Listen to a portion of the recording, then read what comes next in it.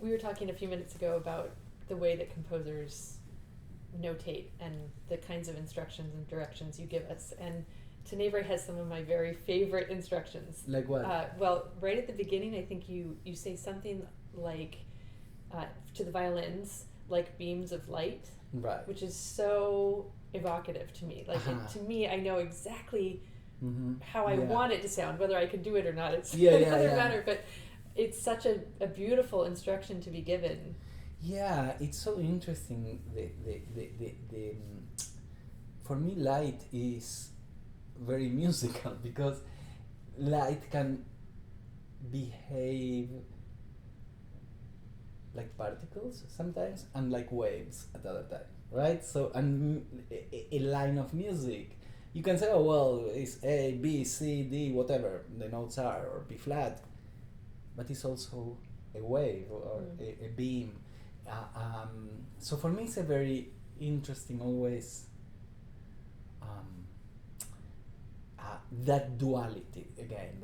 That how am I thinking about this as particles or as waves, right, or both? And then another instruction you give us later on is asking us to imitate tropical tree frogs, which I also love. Oh my God! But that's it. I mean, that's not. I didn't invent that. I was once.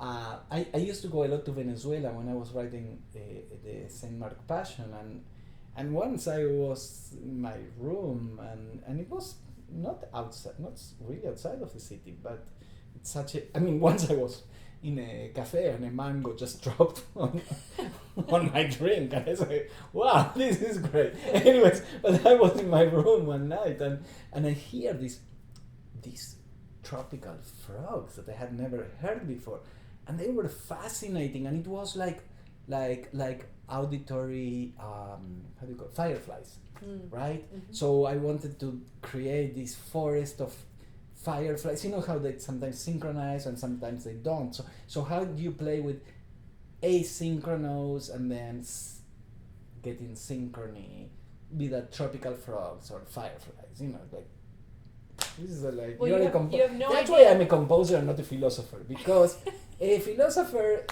you really have to look after the truth. In composer, you can just be happy with beauty. Although the deepest beauty comes from truth, like in Bach, right? But that's why they call him Bach.